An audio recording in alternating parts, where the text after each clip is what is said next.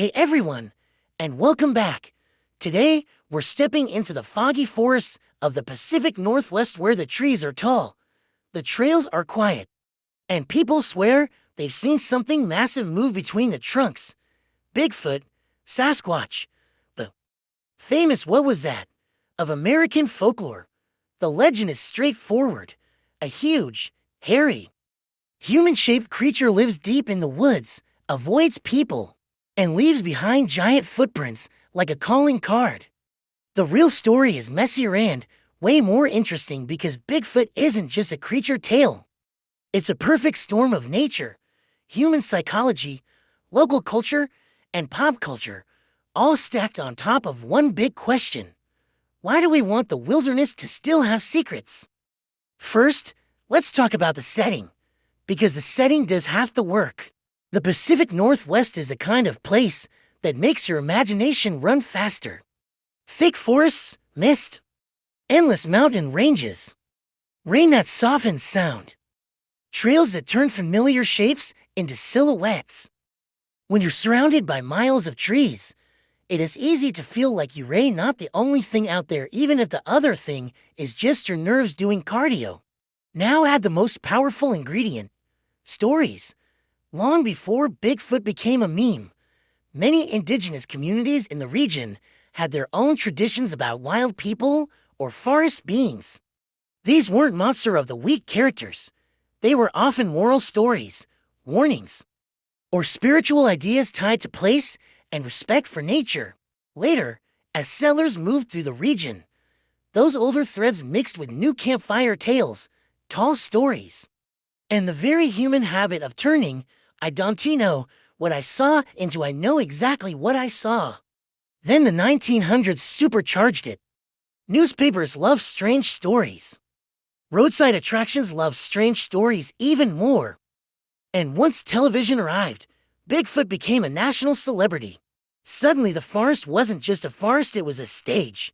People went looking not just for animals, but for a mystery they could be part of.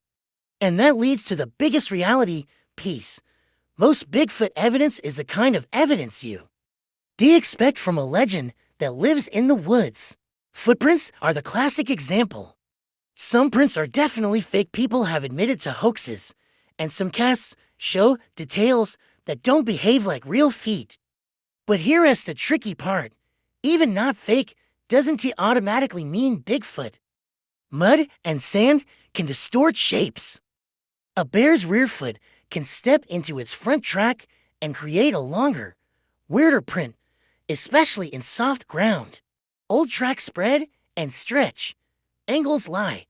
Our brains love clean patterns, and the ground loves messy ones. Sightings are similar. Most happen for the same reasons: distance, low light, bad angles. And surprise, if you see a large dark figure for 2 seconds through branches, your brain has to guess what it was, and your brain hates uncertainty. It will grab the best-fitting explanation from your memory, especially if Bigfoot is already living rent-free in your imagination. There's also the forest soundtrack problem. Woods are noisy. Branch snaps, rocks shift, animals move in bursts. An elk or a deer crashing through brush can sound huge.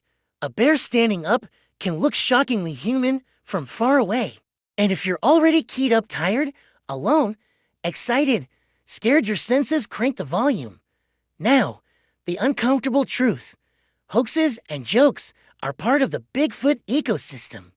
Some people prank because it's funny, some because they want attention, some because they want tourists to stop in town and buy burgers, stickers, and I saw Sasquatch hats. And honestly, sometimes it works. A mystery is good for business. It's good for storytelling. It makes a place feel special. But here is the part Bigfoot fans and Bigfoot skeptics often miss. You don't have to believe in a literal creature to understand why the Bigfoot story is powerful. Bigfoot is a symbol of something a lot of people crave. The idea that the map isn't finished. That there is still a corner of the world where nature doesn't fully belong to us. that the woods might still hold something beyond human schedules, streetlights, and receipts. In a modern world where everything gets tagged, tracked, and posted, Bigfoot represents the opposite, the unconfirmed, the unnamed, the maybe. And that's why the Bigfoot legend doesn't die, even when the evidence stays shaky. Because the real thing in the forest might not be a giant creature. It might be the feeling of mystery itself close enough to touch, but always just out of frame. Thanks so much for watching.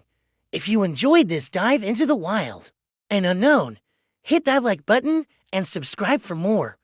I'll see you in the next one.